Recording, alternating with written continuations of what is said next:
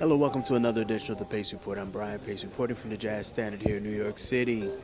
Blessing the band stage the 2 nights of rare, intimate sets is Cindy Blackman Santana. As you might know, over the last 25 to 30 years, this sister has done some very important things in the world of jazz as well as rock and roll. In addition to being married to the legendary Rock and Roll Hall of Famer Santana, she also was an accomplished drummer for the legendary Lenny Kravitz. But she's also kept the tradition of jazz and fusion and rock with her ensembles. Tonight she's playing music from her upcoming record, which is coming out towards the end of this year as well as early 2017. And I had a chance to sit down and break bread with her about one, how rock and jazz are diametrically different but the same. We talk about aspects of improvisation in both rock and jazz, and we talk about some of her very important rock influences as well. So sit back, relax, and enjoy the sounds of Miss Cindy Blackman Santana, live here at the Jazz Standard as part of the Pace Report.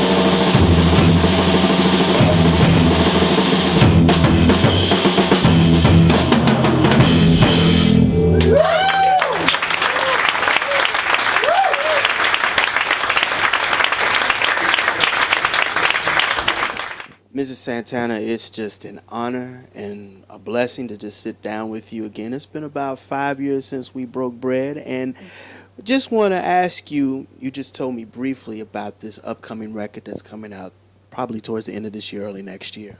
Yes, and it's going to be really exciting. I'm very very happy about this record. John McLaughlin's on it, and he's playing out of this world. He sounds amazing. Carlos is on it. Matt Garrison is on it. Vernon Reed is on it. Neil Evans, a great organist, is on it. Benny Ritvold, bass player, is on it. My band is on it. So Aurelian Budinak on guitar, and Zakai Curtis on keyboards, and Rashawn Carter on bass. And then we do a kind of a dance track with Yamin Allworld. He's on it too. And then there are going to be some other people because we're going to have some more vocals. And I'm singing on it. With Carlos, we just did this record for Ronnie Isley. And I brought in this song that I wanted Ronnie to sing that I wrote, some years ago. And I had a demo of me singing it. And so we played the demo. And I said, so that's the song, and here are the lyrics. And man, I know you're going to just make this song just go into a whole nother realm. It's going to be beautiful. And he said, well, actually, I don't think I should sing this. I think you should sing it. And I'm like, no, I'm not going to sing this song. And then everybody was like, no, you should sing it. It's your song. You should sing it. It's your vibe. You should sing it. So I ended up singing it. And Ronnie did some like vocal ad libs around the melody, and he sounds incredible. Of course, Carlos played on it, Benny Ritvold, Carl Peraza, and Greg Fillinganes, who's amazing. He sounded beautiful on it. So we have that track, and that's going to be on Ronnie's record, but it's also going to be on my record too. We're going to release it twice. Wow. So that'll be on there. That'll be one of my debut kind of vocal things that we're doing. So the record is it's a little bit eclectic. It just represents a bunch of the stuff that I love doing and that I love hearing, you know. So it's very real. It's not eclectic phony where you're just trying to add just whatever, you know, to catch this or whatever. No, it's just this is stuff that I like, you know. So I'm excited about it.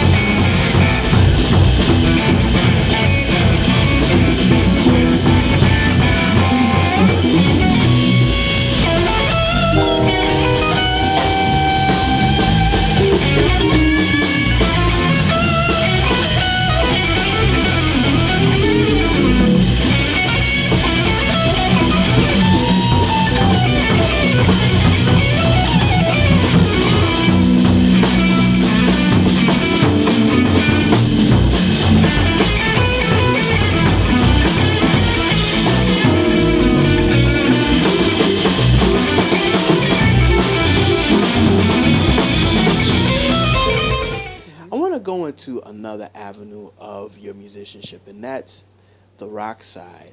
Now, there's a very different kind of rhythmic measures that you have to play when you're playing rock as well as jazz. What are the differences, and what is it about playing rock that's totally different than playing jazz? You know, rock is a music that is very guttural. You know, and I like that aspect of it. You know, because it's very raw, and I like raw and guttural. In terms of being a drummer and some of the major differences, that's a music that you can play a three-limb style and nobody would ever raise an eyebrow, or you know, the music wouldn't suffer, you know, because you don't really need to have a lot of independence to play that to play rock music, you know, whereas in jazz playing a four-limb style, meaning playing with both feet and both hands at the same time, is a prerequisite because you have a sock cymbal and you have a choice in jazz because it's creative music to leave any of those partials out at any given time, or any one, two, or three of them, or all of them, because that's what creative music is. It's about making choices, musical choices at the moment. That's one of the differences. The timbre of the instrument and the touch is another instrument, because jazz has more, it allows more sensitivities to happen in the music, and as a drummer it allows more sensitivities and more textures and more colors to come through. So you're playing more of the beauty of your drum set. The tuning in jazz is really, really important. It's important for me in any music, but especially in jazz, because it's all about texture and tone and really a great sound. The best of the rock and roll music that I've heard and that I love is also about having a great sound out of the instrument. So that's really across the board. I shouldn't really make a distinction with that, but certainly you get more textures and different type of textures when you play jazz. More sensitivities on the drums. So there's a wider range of the choices of the things that you can play dynamically, on the drums. For me, I like to bring that element to any music, whether it's rock or whatever I play, because I think that that's necessary to make beautiful music. And, you can make beautiful music in any genre. So I like to bring those elements. Harmonically, there are many differences because the music in jazz is certainly more complex. Melodically, there are certainly many differences too, because the melodies are for the most part are either more complex or more intricate, and the forms as well usually are too. And that's just a general statement, because you find some rock music that has those elements as well. And that music is usually heavily influenced by creative music and by jazz, and jazz it's really kind of an enigma in the music, because unbeknownst to many, it's influenced pretty much everything, apart from classical music, at its origin, you know. So if you look at pop music and rock music, let's say of the 60s, or even of the early 70s, that music was influenced by the popular music at the time. And that popular music at the time, coming from the 30s and 40s, was swing band music, which is what jazz became, what turned into jazz, it turned into bebop after the evolutions. So if you look at the 50s, looking at the straight ahead music that was played then, if you look at the 60s, that was all in the air. It was on the airwaves. It was in people's heads. So even people who were not playing that kind of music were influenced by that. So the level of the music at that time across the board was much higher. That's funny you say that because, looking back at fusion, and I have to give credit to guys like John McLaughlin, who's on your upcoming record, and guys like Larry Coryell, and even to a certain extent Tony Williams and Miles Davis when they broke the mold. The improvisation level kind of went in a whole nother dynamic because I guess even with Joe Zawinul, the music was moving totally different. Well, it was moving totally different, and Joe Zawinul was one of the people at the forefront of that. But you have to give credit where it's due, and Tony started all that. It actually wasn't Miles; it was Tony. And it wasn't Mahavishnu. Tony was first because Tony had Lifetime, and Tony brought John McLaughlin into that fold. So Tony really started that. That was his thing, and Miles heard Tony's band, and wanted to have that element and those elements in his band, and then that's when he hired, Tony's band essentially. So you got to give credit for that. So there's a reason that there was a high level of improvisation in that music. It's because the music was started and founded basically by one of the most innovative improvisationists of all time, and that's Tony. Do you think that now, the way jazz is going, do you think that people are still holding on to the basic elements of not just only the tradition of the music, but the art of swing? Because you and a few other drummers are really kind of have always been at the forefront of swing. That's never gonna dissipate, and it's never gonna die. For people who really study the instrument, because it's the core of what you're doing. Like being able to play the snare drum. It's at the core of what jazz drumming is. Being able to feather the bass drum. That's at the core of what jazz drumming is. So anybody who really studies the drums and studies the music and talking about creative music, jazz music, they're going to have that element. And if they don't have it, then that means they haven't really checked out the great drummers that came before them. You can't listen to Art Blakey and say there's no element of swing in there or something that feels incredible, on those rhythms. You can't listen to Philly and not know that. You can't listen to Baby Dodds and not know that. You can't listen to Elvin and not know that. Or Roy Haynes. You listen to these people, and certainly Tony. You can't listen to people like that and not hear that. So, either someone's not attracted to it or they just haven't studied it.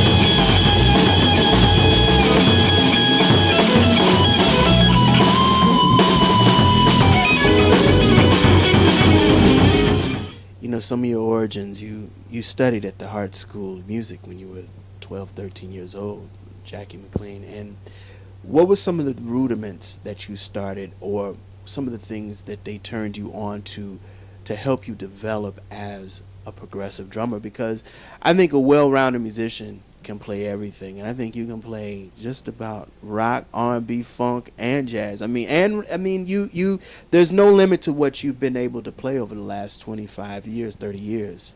Oh well, thank you. I like playing a lot of different elements, and I love adding different pieces from different genres into the music, because then you come up with a sound that's different, that's new, and fresh, and it's exciting and it's inspiring. When I went to Hart, it was actually later than that, and I took some college prep courses. I took traditional harmony. I studied classical snare drum. I studied drum set, and so I learned some basics. Harmonically speaking, I learned a lot of basics, in my studies there.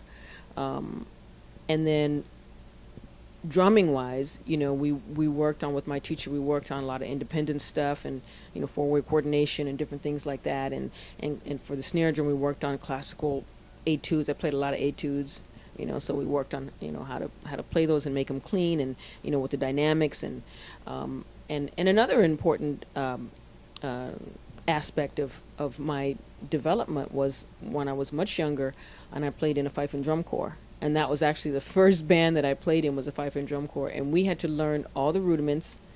And when the drumline instructor came, he would go to every drummer in the drumline, and he would hold his hand at different levels above your sticks, and you had to play whatever rudiment at whatever tempo you were in at the moment, and you had to start from a dirge and get faster. But wherever you were in that accelerando, you had to play that rudiment under his hand without hitting it, and he would lower it and play it real low, and you couldn't diminish or accelerate your speed. You had to keep it there until it was time to move it forward. Then you played it a little faster. But he would raise it, so then you had to raise your sticks higher. So it taught you a lot of control. So I was really blessed coming up, because I had a couple of key things that really set me up in terms of being able to approach my drums in a very drumistic way, and all the drummers that I'm attracted to the most, they play that way. Let's go back to rock for half a second. I did more research on you. I did not realize that John Bonham was one of your many influences on drums, and he brought a very unique voice to the music as well as to the drums. And what were some of the things that attracted to you about him and also Led Zeppelin as a blues rock band in America?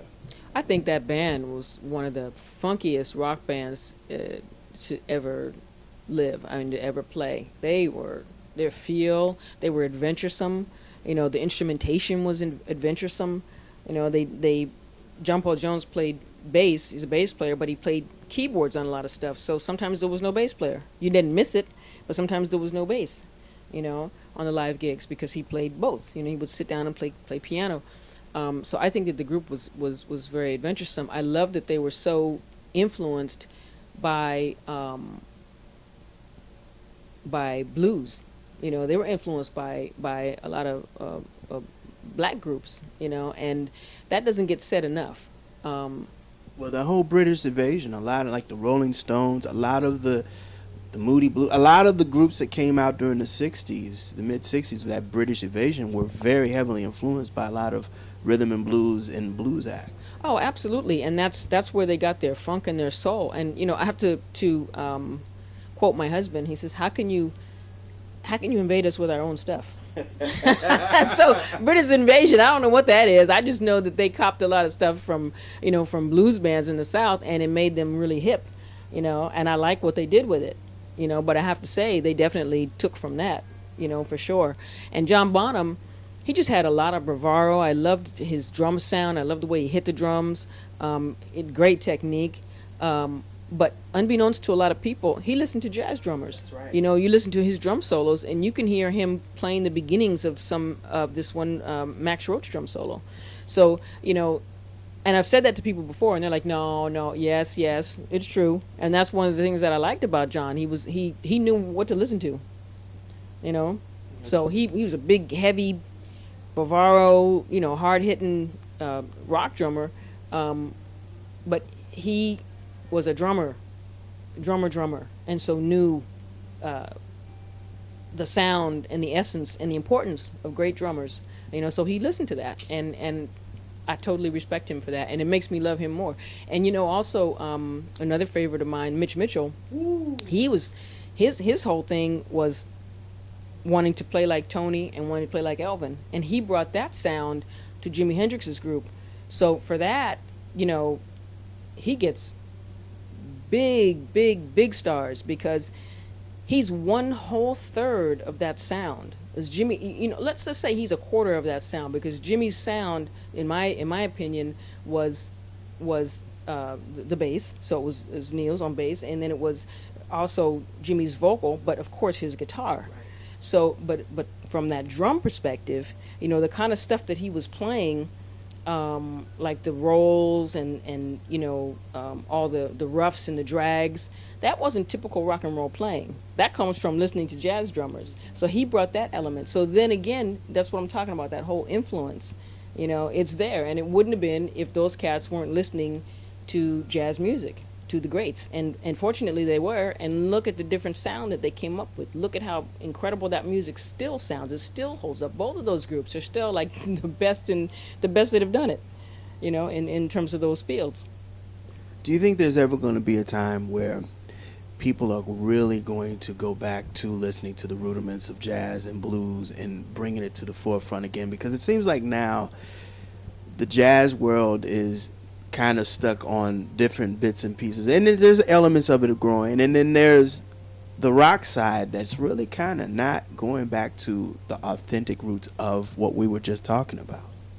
You know, I'm hopeful that it will. I think it's kind of cyclical, and it's interesting. I was talking to somebody about that earlier.